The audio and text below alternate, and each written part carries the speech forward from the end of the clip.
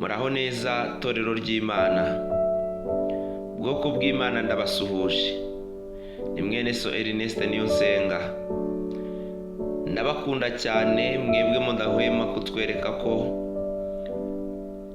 ubutumwa bw'Imana hari icyo buri gukora ku buzima bwanyu, ariko Imana yo mu ijuru yo ibakunda kundusha, kuko yemeye no kohereza umwana wayo Kristo kugira ngo adupfire. Umwizera wese atarimbuka, ahubwo ahabwe ubugingo buhoraho. Imana yo mu ijuru yabantumyeho kugira ngo ibibutse neza iminsi turimo, kandi umunyabwenge wagira ubwenge wahunga ugahungira ku Mana. Reka dusenge Imana maze mbagezeho icyo Imana ishaka kuvugana namwe. Data, mu izina rya Yesu Kristo ndagushimiye cyane, ushimiye ko wongeye kunyemerera nkakuvugira. Mu by'ukuri Uwiteka Imana ni wowe Mana nzima, Imana yahozeho n'ubu ngubu iracyariho. Ntujya usaza, ntujya ugajuka, kandi ntujya uhinduka. Uko wari uri n'ejo n'ubu ni kuri. Uri mwiza, ubereye maso abagutegereje, kandi abagushakana umwete bose bazakubona. Iri ni rya jambo ryawe, ngwino urishyigikire, kandi umuntu wese uri buryumve ahindukire rwose ave mu bidatunganye, kuko iminsi n'ibihe turimo iruhije umugenzi ugana mu ijuru. Bana n'imitima igiye kuryumva, kandi bane n'ugiye kurivuga, dushoboze kubw'ubuntu bwawe, mu izina rya Yesu Kristo, amen. Nkomeje kubasuhuza cyane, amahoro y'Imana bane namwe. Tugiye gusangira ijambo ry'Imana, buri wese akure mu ibye, ariko niwumva ijwi ry'Imana ntiwinangire umutima. Tugiye gusoma mu gitabo cya Yoweli, igice cya mbere, turahera ku murongo wa 2 tugeze ku wa 4, dutaruke duhere ku murongo wa 16 tugeze ku wa 20. Reka dusome mu izina rya Yesu Kristo. Mwabasaza mwe nimwumve ibi, kandi mutege amatwi abatuye mu gihugu mwese. Mbese hari ibimeze nk'ibi byabaye mu gihe cyanyu, cyangwa mu gihe cya baso? Mubitekerereze abana banyu, kandi abana banyu babitekerereze abana babo, n'abana babo babitekerereza abuzukuruza. Ibyasigajwe n'uburima byariwe n'inzige, kandi ibyasigajwe n'inzige byariwe na kagungu. Ibyasigajwe na kagungu byariwe n'ubuzukira. Mbese ibyo kurya ntibyaduciriwe imbere tubireba? Umunezero no kwishima bigashira mu nzu y'Imana yacu. Imbuto zumiye mu mayogi, ibigega birimo ubusa, ibigonyi byarasenyutse kuko imyaka yumye. Yemwe nimwumve uko amatungo aboroga, amashyo y'inka yananiwe kuko yabuze ubwatsi, imikumbi y'intama yanyukiwe. Ayiwe Uwiteka, ni wowe ntakira, kuko umuriro watsembyeho ibyanya byo mu butayu, kandi ibirimi by'umuriro byatwitse ibiti byose byo ku musozi. Ndetse n'inyamaswa zose zo mu ishyamba nazo zirakwifuza, kuko imigezi y'amazi yakamye, kandi umuriro watsembyeho ibyanya byo mu butayu. Imana idutabare. Mbese mwabasaza mwe, hari ibyigeze bibaho bimeze nk'ibi? Kera mwarahunikaga, ibigega byari byuzuyemo ibyo kurya, ibigonyi byari birimo imitiba, abenshi babizirikagamo n'ihene ndetse n'intama, ariko ubu ngubu byo byose byarasenyutse. Ngo ibigega birimo ubusa, imbuto zumiye mu mayogi. Bene data, murabona abahinzi bahinze muri iki gihe, imbuto zirumye, zumiye ku musozi. Ni ukuri ibihe turimo, ibihe dusohoyemo biragoye. Mbese ibyo kurya ntibyaduciriwe imbere tubireba. Ibyo kurya byarabuze, umunezero no kwishima byashize mu nzu y'Imana. Mbere umuntu yajyaga mu nzu y'Imana agiye kuruhuka, umuntu yajyaga mu nzu y'Imana asanze bene se, afite ibyiringiro by'ibyishimo yaburiye mu rugo ko abibonera mu nzu y'Imana, afite ibyishimo by'uko ibyo yabuze mu muryango ari buze kubibonera muri korali cyangwa akabibonera mu banyamasengesho basengana. Ariko ubu ngubu nibo bamusonga. Umuntu aragira ikibazo, uwo yirukankiyeho akajya kumuvuga. Umuntu aragira ikibazo wabwiye akamutaranga. Ibyishimo byashiriye mu nzu y'Imana. Abantu baratura ibyaha kugira ngo bakizwe, bababarirwe. We wabyumva ukagenda ukajya kubyasasa, ukabijyana ku musozi ukajya kuvuga mugenzi wawe. Ibyishimo byabuze mu nzu y'Imana yacu. Imana yo mu ijuru irababaye. Ni ukuri amatungo araboroga, amashyo y'inka yarananiwe kuko yabuze ubwatsi, imikumbi y'intama yanyukiwe. Bene data, amashyo y'inka ubu ngubu yananiwe, ubwatsi ntabwo, imisozi yarumye, amazi n'imigezi byarakamye. None we n'intama zanyukiwe, zabuze ibyo kurya, amapfa yazishe. Ayiwe Uwiteka, ni wowe dutakiye kuko umuriro watsembyeho ibyanya byo mu butayu. Mana we, birababaje cyane, birababaje cyane kumva uri kureba ukabona iyi minsi turimo, warangiza ugakomeza mu byo kwinezeza aho gushaka Imana. Iyaba nari wowe nakabaye nshaka Imana, nakabaye nshaka Imana,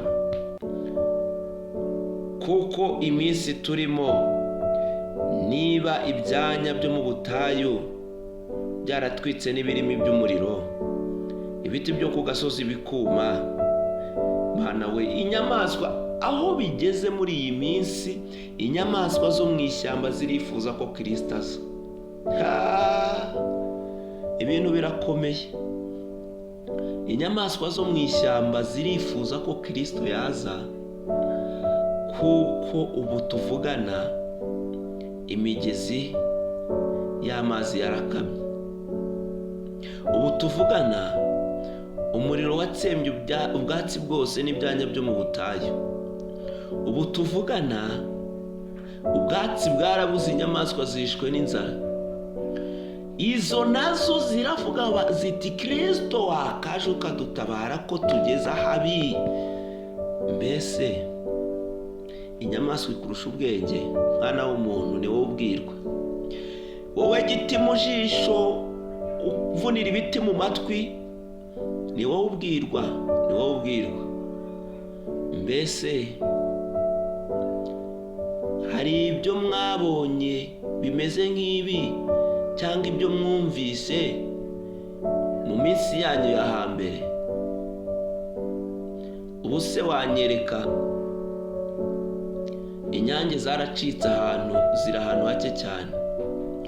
Mbere waragendaga ugahura n'imisambi, ubu umusambi wapfa kuwubona? Ibi ngibi mubitekerereza abana banyu, kugera no kubuzukuruza banyu, kuko kuko bya bindi hari ibyasigiye bisigazwa n'uburima byariwe n'inzige. Hari ibintu byinshi bimaze gucika. Uko imyaka igenda ishira, inyamaswa ndetse na bimwe mu byatsi, mu bimera n'ibihingwa byeraga bikera umwero mwiza, ubu ngubu biri kugenda bicika. Bimwe byagiye birirwa n'inzige, ibindi izuba ryaracanye birazima, ibindi ubutaka bwarashaririye ntibyera, ibindi byasigajwe n'inzige byariwe n'ibibugu kandi n'akagunzu yarabiriye, ibindi byariwe n'ubuzukira. Ayiwe Uwiteka we, ngwino utabare kuko tugeze mu minsi mibi. Bene data, muhungire mu mwami Imana, muhungire mu mwami Imana, muhunge. Yaba ndi wowe nakabaye nshaka Imana, kuko iyi minsi dusohoyemo ni iminsi igoye. Ahari wakumva ukumvira ukabona amahoro, ukarindirwa muri duke ufite, kuko n'abanyabwenge n'abahanga n'abakire batunze byinshi bari kubiririramo. Kandi ni ukuri, wasabye Imana ukanyurwa n'utwo ufite dukeya, kuko iyi minsi ni iminsi yo kurindirwa muri bike dufite. Ntabwo ari iminsi yo gushaka ibya mirenge, kuko ubu tuvugana n'ababifite bari kubiriramo. Nongere nkubwire ngo iyaba nari wowe nagashatse Imana. Nimushake Imana kuko ubu ngubu irabonwa. Nimuyambaze bigishoboka. Hari igihe uzifuza gushaka Imana bitagishobotse, ariko birabonwa. Imana yacu iraboneka, ni ukuri iraboneka. Nimuyambaze, nimuyishake, muyishakashakane umwete, kuko muzayibona nimuyishakane umwete, kuko birabonwa.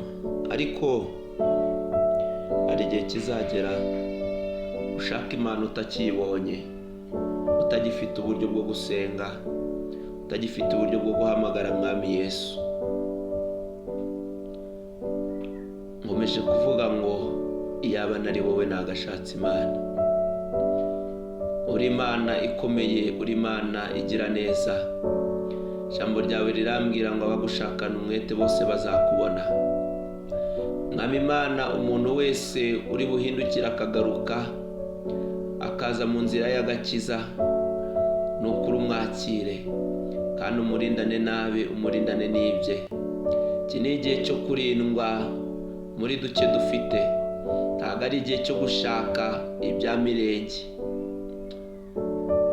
Mwami Imana, ngwino uturengere, utubwiye byinshi kandi bikomeye, utwibukije neza ibihe turimo kandi utubwiye ibihe dusohoyemo. Ijambo ryawe rirambwira ngo umunyabwenge yagashatse Imana. Ni ukuri kose Uwiteka Imana, abo bose bagarutse bakagushaka, ni ukuri ubakirana umwete, ubakirana ingoga ndetse n'umutima w'imbabazi, bakirana ijwi ry'ihumure, kandi barindwe rwose, bahabwe umugisha nawe mu izina rya Yesu Kristo. Amen. Imana iguhereze umugisha, wowe wumvishije ijwi ry'Imana ukanga kwinangira umutima. Urarinzwe kandi urarinzwe. Dore uratabawe kandi urindanywe n'abawe. Ubwo abandi inzara izabica, we ntizakwica. Ubwo abandi bazabura ibyo kurya ndetse n'imyaka yabikarumba, we ntabwo uzarumbya. Ubwo amatungo y'abandi azagirira gasozi akagira amapfa akayatera, ayawe azagubwa neza. Ubwo abana b'abandi bazataka, abawe bazarindwa. Ubwo imikumbi y'intama izanyukirwa, iyawe izagira amahoro kandi ihabwe umugisha yororoke. Ubwo abandi bazabura akazi uzakabona, ubwo abandi bazakoma induru uzuburira amaso gutangara. Imana y'amahoro nikwishimire kandi iguhaze kuba mu nzu yayo iteka ryose. Wishimire iminsi yawe, wishimire duke ufite turimwo amahoro. Abizeye Imana bahawe amahoro muri bike batunze. Haleluya. Abizeye Imana bahawe ibyishimo mu gihe ababanga ndetse n'ababapinga bategereje ko babuze ibyiringiro, ko bakomeje kuvuza induru, ariko ibyo ngibyo barabishatse barabibuze. Bategereje kuvuza induru ku musozi ariko barabibuze. Bategereje ko wirukanka ugasara ariko barabibuze. Umujinya wabo ndetse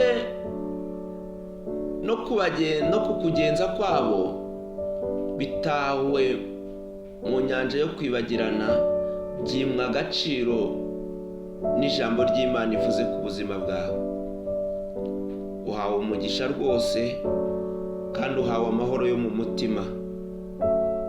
Nezerwa cyane kandi wishimire mu Mwami Imana, kuko urindiwe muri bike byawe kandi uhawe amahoro yo mu mutima kubwo kwizera Umwami Imana no gutegereza ko Yesu azaza ukiranuka. Imana ikugirire neza kandi ikwishimire kubw'intambwe uteye igana imbere. Imana ikwambika imbaraga zose z'umwuka kugira ngo we gusubira inyuma, kuko inyuma ni habi. Hanze hazaba imbwa n'abarozi, abasambanyi n'abicanyi n'abakunda kubeshya bakabikora, ariko wowe ho wumvise ijwi ry'Imana ukanga kwinangira umutima, ngwino mu bikari by'Uwiteka Imana akugirire neza. Amen.